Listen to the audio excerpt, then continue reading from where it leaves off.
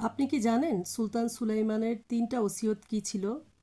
Ottoman সাম্রাজ্যের ইতিহাসে সবচেয়ে দীর্ঘ সময় ধরে শাসন ক্ষমতায় ছিলেন সুলতান সুলেইমান, যিনি ইতিহাসে সুলেইমান দ্য ম্যাগনিফিসেন্ট নামে পাশ্চাত্যে পরিচিত ছিলেন এবং পূর্বে ছিলেন ন্যায়পরায়ণ শাসক হিসেবে। তিনি ১৫২০ খ্রিস্টাব্দে সিংহাসনে বসেন এবং ১৫৬৬ সালে ৭১ বছর বয়সে মারা যান। তার ৪৬ বছরের দীর্ঘ শাসনকাল ছিল বিজয়, ন্যায় এবং কূটনৈতিক প্রজ্ঞার এক অসাধারণ দৃষ্টান্ত। তিনি ১৩টি বিশাল সামরিক অভিযান পরিচালনা করেন, যার মধ্যে এক দশকেরও বেশি সময় তিনি সরাসরি যুদ্ধক্ষেত্রে নেতৃত্ব দেন। তার সর্বশেষ অভিযান ছিল হাঙ্গেরির সিজেদবার দুর্গে। সেই বিজয়ের মধ্যেই তিনি ইন্তেকাল করেন।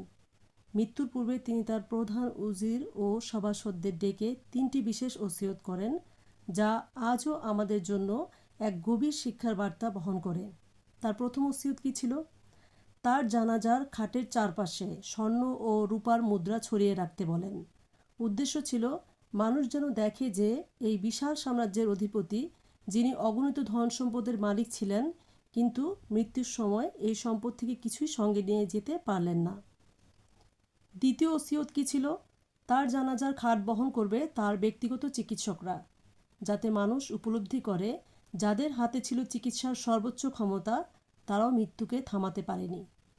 এবং তৃতীয় ওসিয়ত ছিল তার কফিন থেকে হাত দুটো বাইরে রাখা হোক, যেন সবাই দেখে এই মহাপরাক্রমশালী শাসকও পৃথিবী থেকে বিদায় নিচ্ছেন শূন্য হাতে। এই ৩টি বার্তার মাধ্যমে সুলতান সুলেইমান চিরন্তন একটি সত্যকে আমাদের সামনে তুলে ধরেছিলেন: ধন সম্পদ, ক্ষমতা, প্রতিপত্তি সবই এখানেই থেকে যায়। মানুষ তার আমল, ন্যায় এবং মানবিকতা নিয়েই মৃত্যুর পথে পাড়ি জমায়।